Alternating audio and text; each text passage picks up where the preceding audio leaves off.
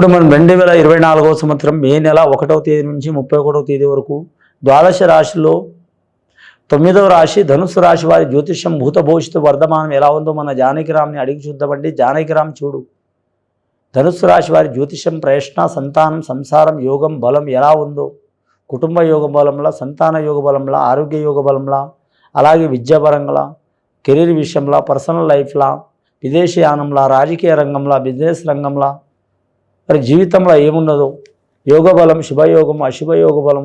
శుభయోగం అంటే పర్వాలేదు, అశుభయోగం అంటే వాటిని ఏం చేయాలో, శుభయోగం అంటే ఎన్నాళ్ళ వరకు ఆ శుభయోగం నడిపించాలో చూడు. జానకిరామ్ ధనుస్సు రాశి వారి జాతకం ప్రయత్న యోగం ధనుస్సు రాశి వారి జాతకంలో చెప్పాలంటే సబ్కా మాలిక్ ఏక హై అన్నట్టు షిరిడి సాయిబాబా వచ్చిండండి. చాలా వరకు శుభయోగం ఉంది ధనుస్సు రాశి వారి జాతకానికి. వారికి ఏ రకంగా చూసినా కానీ నవగ్రహాల్లో మాత్రం 7 గ్రహాలు అనుకూలంగా ఉన్నాయండి. ముఖ్యంగా గురుగ్రహం అనుకూలంగా ఉంది, శనిగ్రహం అనుకూలంగా ఉంది, అలాగే రాహుగ్రహం, కేతుగ్రహం, మెయిన్ గ్రహాలు ఈ 4 గ్రహాలు అనుకూలంగా ఉన్నాయండి. గురుగ్రహం, శనిగ్రహం, రాహుగ్రహం, కేతుగ్రహం సంవత్సరాల తరబడి ఉంటాయండి. చాలా వరకు శుభయోగం. వీరు గత కొన్ని సంవత్సరాలు అంటే మాత్రం కనీసం మాత్రం ఒక 7.5 సంవత్సరాలు చాలా ఇబ్బంది పడ్డారు. ఎల్నాటి శని ప్రభావం వీరికి చాలా వరకు ఆల్మోస్ట్ వెళ్ళిపోయి కూడా 2 సంవత్సరాలు దాటుతుంది. ఇప్పుడు 3వ స్థానంలో శని నడుస్తుంది. శుభయోగం ఉంటుంది వీరి జాతక బలంలా. కానీ మాత్రం మీరు పుట్టిన ఘడియలో మాత్రం కొన్ని గ్రహాలు నీచ స్థానంలో నీచ స్థానంలో పుట్టి ఉంటే, లేదా కొన్ని గ్రహ దోషాలు పుట్టుక నుంచి ఉంటే, మధ్య నుంచి ఉంటే, భార్య భర్త నుంచి వచ్చి ఉంటే, కళ్యాణం నుంచి వచ్చి ఉంటే, పిల్లల నుంచి వచ్చి ఉంటే, అలాంటి ఏమైనా దరిద్ర బాధలు, చిక్కులు చికాకులు వెళ్ళిపోవాలంటే మాత్రం ఖచ్చితంగా కులదేవత ఆరాధన చేయడం చాలా మంచిది. అలాగే మీరు ఇంట్లో గతించిన తాత ముత్తాతలు 7 తరాల్లో ఎంతమంది గుర్తున్నారో వాళ్ళని పూజ చేయడం చాలా వరకు మంచిది. ఎందుకంటే మాతృదేవోభవ, పితృదేవోభవ, ఆచార్య దేవోభవ అన్నారు. అఖిలాండ కోటేశ్వరులు దేవుళ్ళు ఒక సైడ్ అయితే, మనకు జన్మనిచ్చిన తండ్రి సైడు వంశస్థులు వారంటే తాత ముత్తతలు వాళ్ళు పెద్దల్ని కూడా మీరు వీలైతే మాత్రం సద్బ్రాహ్మణులతో మాత్రం సత్కరణ చేసుకోండి, చాలా మంచిది. సద్బ్రాహ్మణులతో పూజ అంటే సంవత్సరికం అనేది ఉంటుందండి. సంవత్సరానికి ఇలా ఈ సంవత్సరంలో సరిపోయినరు, ఈ నెలలో సరిపోయినరు, ఈ వారంలో సరిపోయినరు, ఈ తిథిలో సరిపోయినరు అనేది ఒక లెక్క ఉంటుంది. దాన్ని సంవత్సరికం అంటారు. కొందరు అమాస చేస్తారు, కొందరు మామూలు టైంలో చేస్తారు, కొందరు ఏమో వాళ్ళ తిథులని బట్టి చేస్తారు, కొందరు వారి ఆచారాన్ని బట్టి చేస్తారు, కొందరు లబ్ధికం అంటారు దానికి. ఆ లబ్ధికం చేసుకుంటే చాలా వరకు మంచిది. అది సద్బ్రాహ్మణులకు తెలుసండి. మీరు అడిగితే తప్పకుండా చెప్తారు, వారు మామూలుగా అడిగినా చెప్తారు. లబ్ధికం చేసుకుంటే చాలా వరకు శుభయోగం ఉంటుంది. వివాహం కాని వారికి, యువకులకు చాలా శుభవార్త ఉంటుందండి.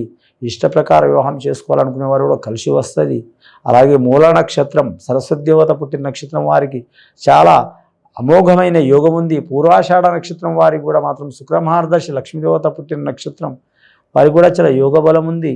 లక్ష్మీదేవత పుట్టిన నక్షత్రం కాదు కానీ అండి, పూర్వాషాఢ నక్షత్రానికి కుబేరుడు, లక్ష్మీ అధిపతి వెంకటేశ్వర స్వామి వస్తారు కాబట్టి చాలా వరకు మంచిది. జాతక బలానికి లక్కీ నెంబర్ 6, 3 వస్తుందండి వీరి జాతకానికి. అలాగే 7 వస్తుందండి. శుక్రవారం, గురువారం, సోమవారం అనుకూలం ఉంటుంది వీరి జాతకానికి. అన్ని తిథులు మంచిది వీరి జాతకానికి. చెడు తిథులు అంటూ ఏవి లేదండి. కాకపోతే వీరి జాతకంలో తిథి సంధి రోజు పోవద్దు. తిథి సంధి అంటే మాత్రం 2 తిథులు కలిసి ఉంటాయండి. అంటే ఒకటే టైంలో ఉండవు, కొన్ని గంటల్లో తిథులు మారి కలిసి ఉంటాయి. దశమి, ఏకాదశికి ఒక గడియ తేడా ఉంటుంది.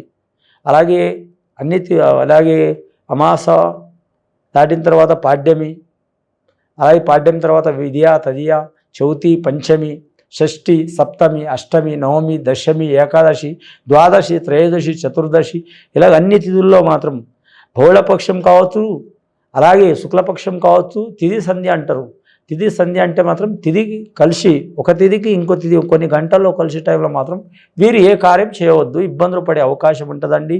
అలాగే విదేశయానం చేయాలనుకునే వారికి, ఏరే దేశం, ఏరే రాష్ట్రం, ఏరే ప్రాంతం వెళ్ళాలనుకునే వారికి తప్పకుండా యోగ బలాలు కలిసి వస్తాయి. అలాగే వీరి పేరు మీద పెద్దల నుంచి ఆస్తి కూడా కలిసి వచ్చే అవకాశం ఉంది. స్త్రీ నుంచి కూడా పురుషులకు మంచి యోగ బలం ఉంటుంది, పురుషుల నుంచి స్త్రీలకు కూడా మంచి యోగ బలం ఉంటుంది. వీరు ఎవరు పూజ చేసినా చేయకపోయినా పారిజాతం చెట్టుకు పూజ చేయడం చాలా మంచిది. పారిజాతం చెట్టుకు మాత్రం శ్రీకృష్ణుడు శ్రీకృష్ణుడు రుక్మిణి అసొంటి వారే కొట్లాడినండి, సామాన్యంగా దొరకదు, కానీ దొరికితే మీ అదృష్టం అది. పారిజాతం చెట్టు పూజ చేయడం చాలా మంచిది.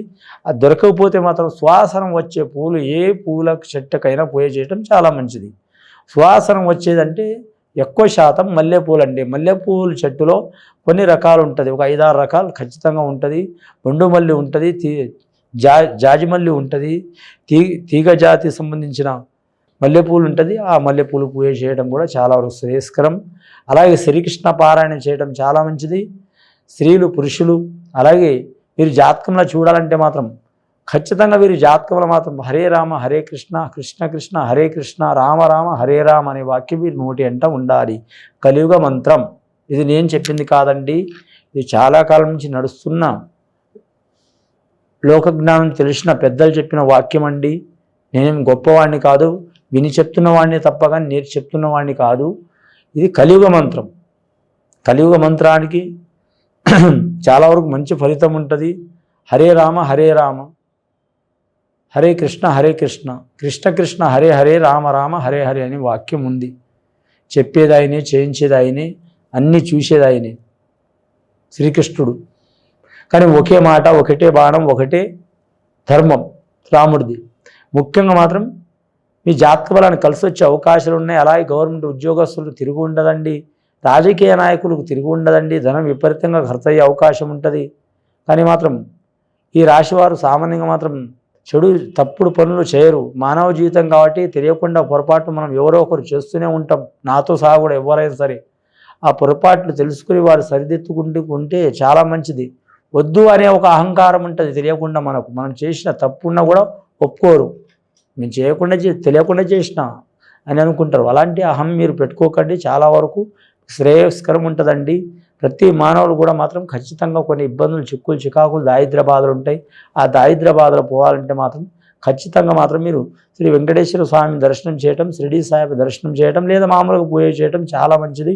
ఇది విని చూసి ఆచరించే వారికి గొప్ప ఫలితాలు కలుగుతాయండి. శుభం భూయాత్.